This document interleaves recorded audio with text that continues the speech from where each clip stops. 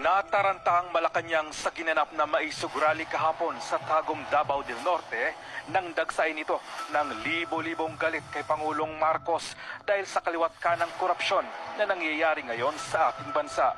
Sa kabila ng panggigipit sa naturang rally, katulad na lamang ng pagkasuspende ng kanilang gobernador na si Edwin Cubahib dahil sa pagbigay ng permit na makapag-rally ang maisog na pinamumunuan ng dating Pangulong Rodrigo Duterte, ang pagsara ng airport at ang sadyang pagkawala ng kuryente upang hindi matuloy ang rally ay hindi nagtagumpay ang kuting ng Norte at ang kanyang asawang si First Lady Lisa Marcos na siya di umanong may pakana ng kaguluhan sa ating bansa.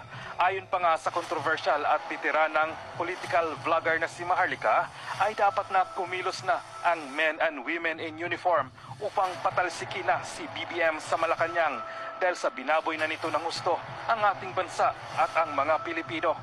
Komento pa nga ng ilang dismayadong netizens, dapat ang taong bayan di na pwedeng manahimik kasi sobra na ang pang-aabuso sa kapangyarihan nitong nakaupo na gobyerno.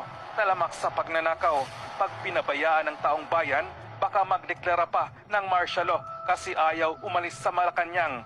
Wala namang maasahan ang taong bayan sa men and uniform, kaya magising na ang taong bayan. Grabe, diktador na talaga ang ginagawa nila. Wala ng freedom of speech. Bakit pa niyo pinapatagal yan? Bakit niyo hindi buhatin niyang mag-asawa dyan sa Malacanang?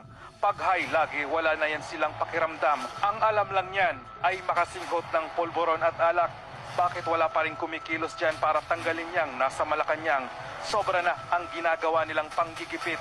Kung nagawa noon ni Cory Aquino na buhatin si Marcos Sr., kaya rin ngayon na buhatin si Marcos Jr. Ano pa ang hinihintay nyo mga kababayan?